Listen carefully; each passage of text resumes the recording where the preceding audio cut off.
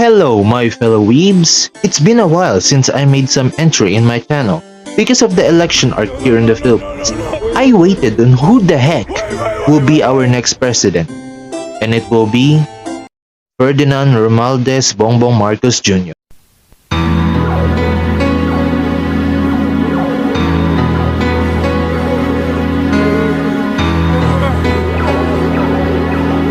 Why no one does making a proper study on this topic in the sea of YouTube?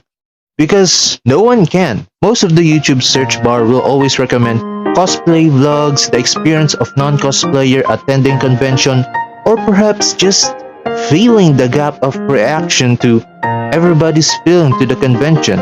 And yet, there's more to it than in the nutshell of cosplaying here in the Philippines. So let's tackle first the history of cosplaying in the Philippines. The cosplaying has started back in 2000s, where the first convention was to dedicate it to the anime and held in SM Mega Mall Mega Trade Hall. Plus, it was followed in 2000 by Art Farm Asia, Cosplay Manila, and AXN Cosplay, which gave a free skating and free drinks in El Pueblo bar along Ortigas. And not only that, Michael V and other dubbers, mangaka have also become their guests in the convention back then.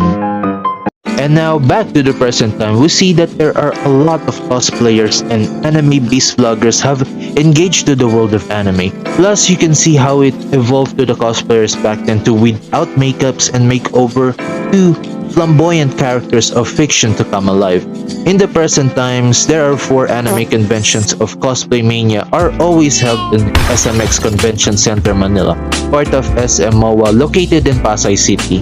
First is Cosplay Carnival, is all anime conventions event and 2 days length of fun and weeb shit. This recent Cosplay Carnival was dated in day 1 in April 30, where most attendees had a bad experience with the long waiting line from the restrictions and regulations coming from the LGU of Pasay City, which the time of letting them in was very late to the commerce and shouted for refund to their money because of the unexpected amount of the people entering the conventions.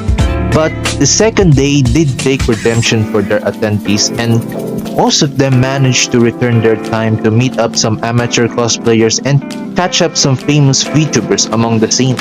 Second is Anime and Cosplay Expo, which I have no clue that this existed right before I make this video.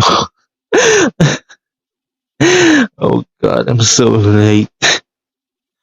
This convention is quite the same such as Cosplay Carnival. It is a 2-day event in SMX. So far from the videos that I watched from the previous highlights, it's more of a game type event where there are idols, prizes, and rewards with some games that many people will be interested to watch or play with in that event. Anime and Cosplay Expo is around in days of July, which it is 2 months away from the Cosplay Carnival. So I think it is a good catch up for you if you never attended Cosplay Carnival. So far, I never yet attended both Cosplay Carnival and ACX, but I do hope that this upcoming July they'll make a great event this year. Third is Cosplay Mania, which is date around in days in October. October is, we all know, the month before November's theme for scary stuff and horrors, but Cosplay Mania has always the biggest attendees of cosplayers and weebs.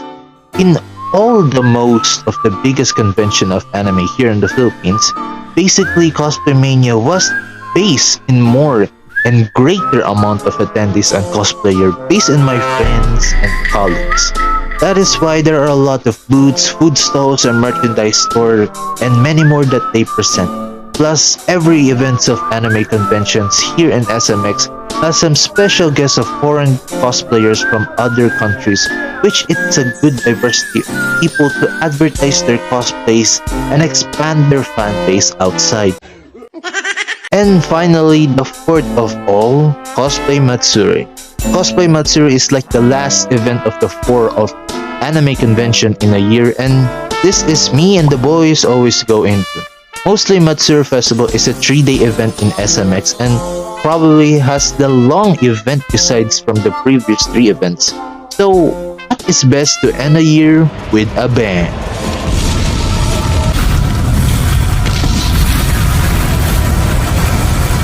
is this event. Many people do really want to catch up with this event because this will be the finale like of the anime con here in the Philippines in a year. Plus, they also serve their best of the best merchandise and auction at that event. But there are other more than the big four of Cosplay Mania's anime convention. While these anime convention are not such as big convention if you already got into these events near to your places or perhaps visited.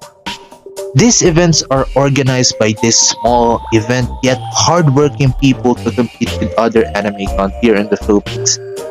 An example is Otaku Fest is held every February at Cebu City.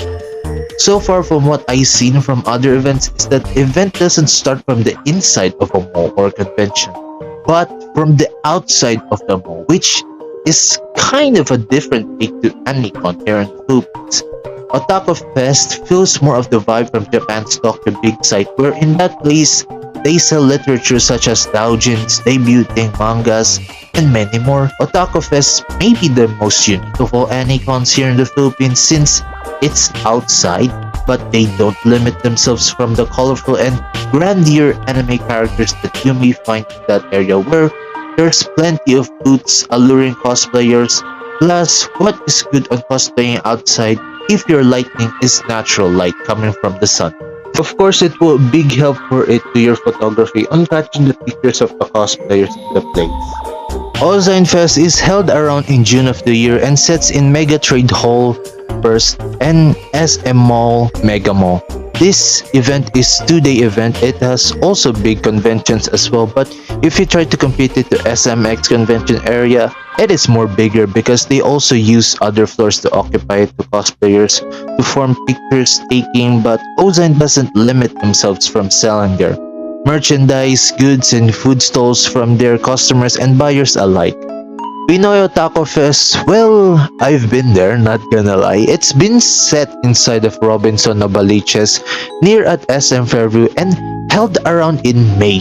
When I did come there, it is exceptionally small as an event, or it's just the area. But they made it cool with surprisingly a lot of booths and merchandise. Mostly is poster. I think I remember it cost 100 peso for a set of anime posters, and it is a pretty good value for the customers that wants to buy it.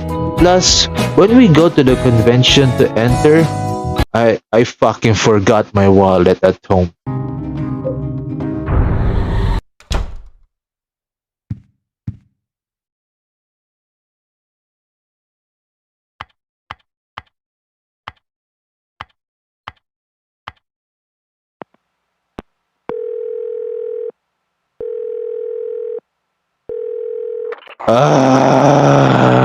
Oh yeah, fuck off. You think it's easy to fucking go to an anime convention without your wallet to buy a ticket to enter?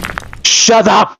And then, when I go back again from the convention, the show is already starting, but we only managed to stay there like a 1 hour or so because my friend's cousin has been called by her parents to go back early, so we decided to leave early, and I'd never seen only just a glimpse of Loco or nor Choji in the scene because of the circumstance in that day. But I made a lot of great memories in there with my friends, and yeah, it's really good as a convention, as a small.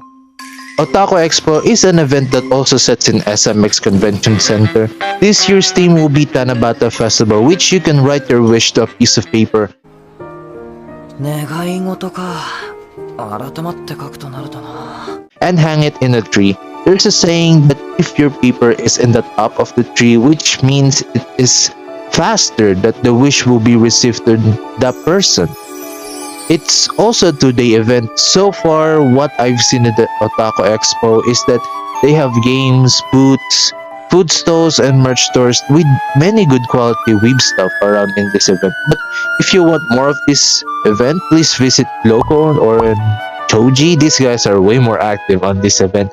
Based on my observation, they really have good time in that event. And yeah, that's pretty much it. Otakute. The place is in the Recto Avenue, Sampaloc, Manila. And this year's theme will be Otasuke. It's a 2-day event which they held in February of this year, which they have cosplay competition, karaoke contest, meet cafe, costume rentals, booths, and any more. So far, they made a smashing success in this event this year. This theme is Otasuke, which translates to assistant or helper. So far, many do really have fun on entering the event. That's pretty much of it all anime-related conventions here in the Philippines. But if you have some things that I have missed, you can message me by comment down below in the video. And also don't forget to visit my Patreon, which you can support me on making more of this kind of videos. And so yeah, I have no cross for today, and I'll see you in the next video.